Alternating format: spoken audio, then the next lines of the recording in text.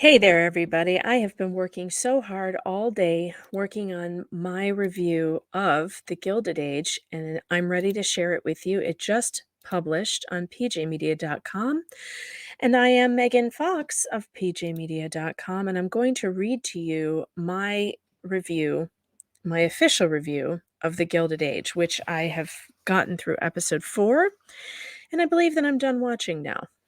We'll see. It depends on what you guys have to say. If you want me to keep reviewing this show and do any kind of recaps, just let me know in the comments below. But I think that this is going to give you an overview of what the show is like.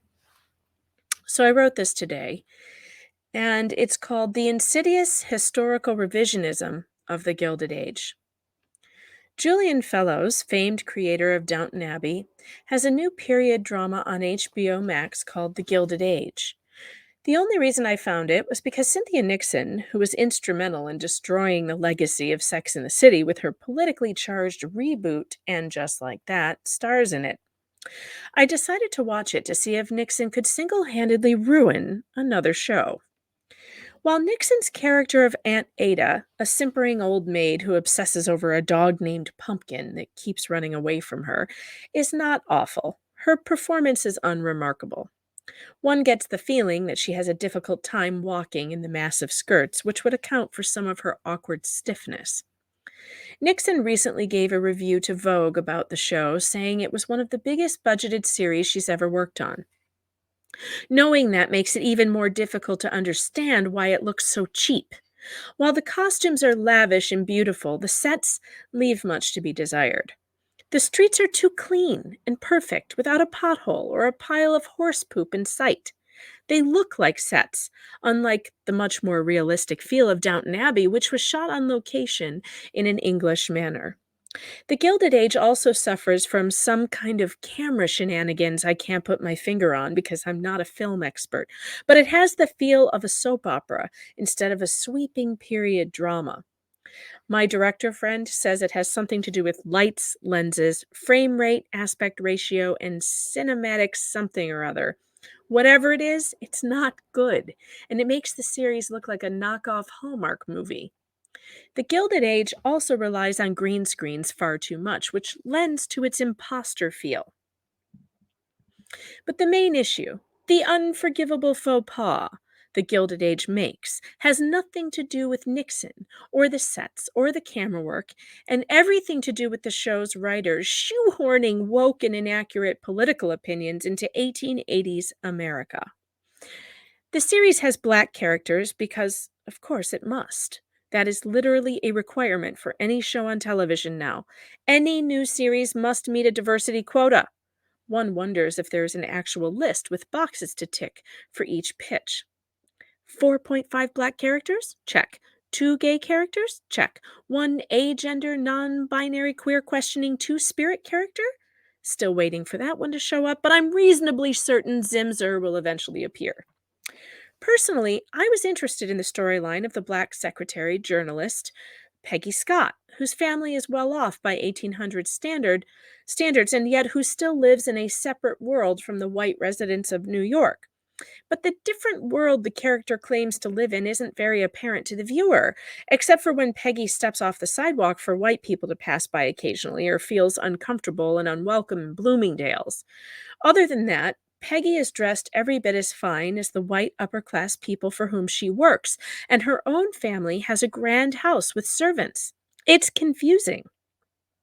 By all measures, the two girls, one white, Marion Brooke, played by Meryl Streep's daughter, Louisa Jacobson, and one black, seem equal in station and fortune, and as women, neither one can vote.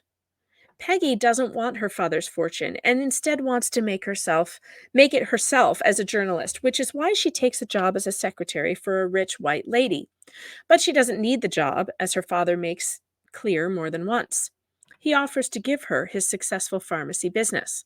When Peggy goes to meet her mother at a restaurant, the clientele is all black, and it is clearly a segregated establishment. But other than that, everyone is dressed to the nines in silks and other finery. It seems that the black people in the Gilded Age have no hardships other than not being able to associate with the white snobs who look down their noses at them. Is that supposed to be a punishment? because the series makes it seem more like a happy choice. I wouldn't want to hang out with Aunt Ada or Agnes either, and would prefer the Scott family to the insufferable snobbery in Marion's home. I'm not sure what message I'm supposed to be getting from this retelling of 1880s America. After Marion tries to visit Peggy at her family's home and awkwardly brings some used shoes with her, thinking that the family might need them, Peggy dresses her down unnecessarily with anger and resentment. Marion has never done anything but try to befriend Peggy. The scolding only makes sense to people who believe that no matter how nice white people are, they have something for which to atone. They're guilty, period. You don't know anything about me, my life, my situation. I live in a different country from the one you know. Stop thinking you're really my friend, Peggy shouts at Marion. But her life doesn't look much different at all. She's as wealthy and privileged in her world as Marion is in hers. During the podcast after the episodes, which HBO Max appears to love to do now with every original series, one of the writers, Sally Richardson Whitfield, talks about this scene. All these assumptions Marion had are wrong. I think it's a perfect template for what our show is. You have all this amazing comedy, and then it becomes real. I'm not sure what amazing comedy she thinks the show has. I haven't laughed once. I didn't know it was a comedy. But let's forget that for a moment and get to the realness. It's racism, of course. She assumes that because Peggy is black, she must be struggling, and that is her racism, says Jacobson. Because I think Marion has just never been around black people in an intimate or meaningful way. Richardson Whitfield continues, Marion has no contempt. Marion is coming to things with a pure heart, but she doesn't know, and you can't do better until you know. In other words, this is a show about microaggressions. Marion isn't a racist. She made an honest mistake, mostly because Peggy never told her that her family was wealthy or that she led a privileged life. Peggy allows Marion to believe she needs the job she took. It is Peggy's deception that causes the misunderstanding, but Peggy gets to blame racist Marion for it. Welcome to the new woke order. No matter how pure your intentions or how contempt free your heart is, if you're white, you're wrong and need to be educated. But that's not the end of the woke content. Peggy goes to work for the first black newspaper in New York, the New York Globe, with colleague and real life historical character T. Thomas Fortune, a contemporary of Frederick Douglass. On a costuming and set note, this scene is one of the best, with fantastic styling of the actors, a believable working press, and a bustling, exciting office that makes the viewer want to stay longer than we are allowed. In the podcast, Danae Benton, who plays Peggy Scott, calls it exciting because success doesn't have to happen in a white space.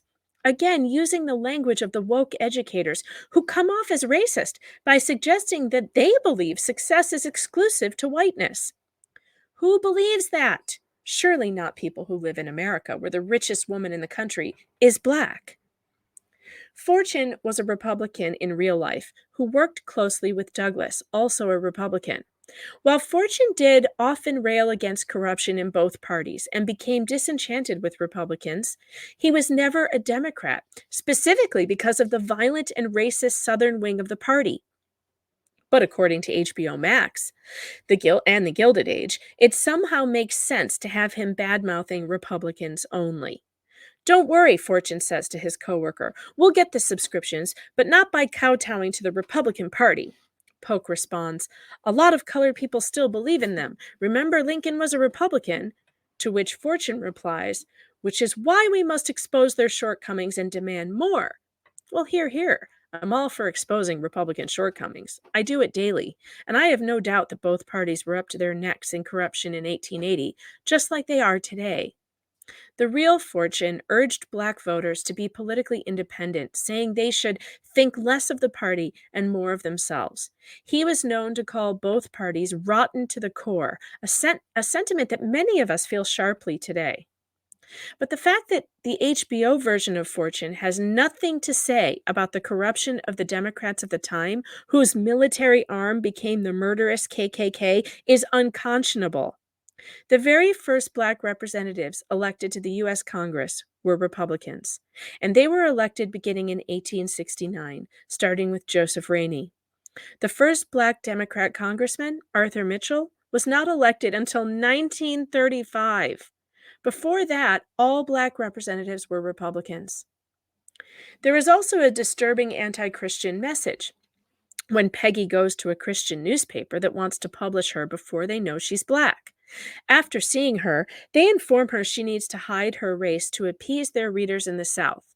This is extremely unlikely, as Christians in the 1880s were leading the abolitionist movement and much of the Underground Railroad. This is so well known that even Wikipedia hasn't tried to lie about it yet.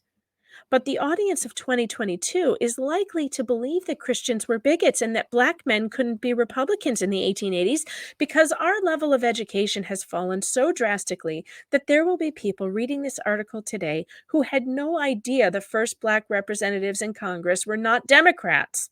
Google it and then call your high school history teacher and ask her why she told you that Republicans are big bad racists. For all the blathering woke academics do about healing and doing better, they just keep creating things that portray white people and conservatives as irredeemable assholes. Far from closing the divide, these types of shows just widen the gap between where we are and where we want to be, which frankly is back in 1986, when all of America gathered around the television to watch The Cosby Show, which did more for race relations than any show since. America doesn't need to see a wealthy Black family thriving in order to destroy our assumptions. That already happened decades ago. The fact that no one in Hollywood remembers it and they continue to force these lessons on us like we've never encountered Black wealth is just stupid. This is the country of Oprah Winfrey and Michael Jordan, not Bull Connor, the segregationist. And I'll give you one guess which party he belonged to. Those days are gone for good. So let's celebrate that instead of constantly looking for ways to pick at the scab and tear open wounds that would have been closed already if not for the insidious woke dividers' efforts. If you want to be entertained and dazzled by period fashion without being preached at by historically ignorant critical race theorists, skip the Gilded Age and rewatch Julian Fellows' real triumph, Downton Abbey. And that's my review. I hope you liked it. I know that it's probably controversial to some to say it, but I feel like they have done a real disservice by misreporting things, by telling historical fallacies, and by portraying, by treating their audience like idiots. And I don't appreciate it, and I don't think I'll be watching it anymore. They've lost me. So let me know in the comments below what you thought of this review. Let me know, either way, whatever you want to talk about, I'm open to talking about it in the comments below. And don't forget to like and subscribe, and I'll talk to you again soon. Take care, everybody.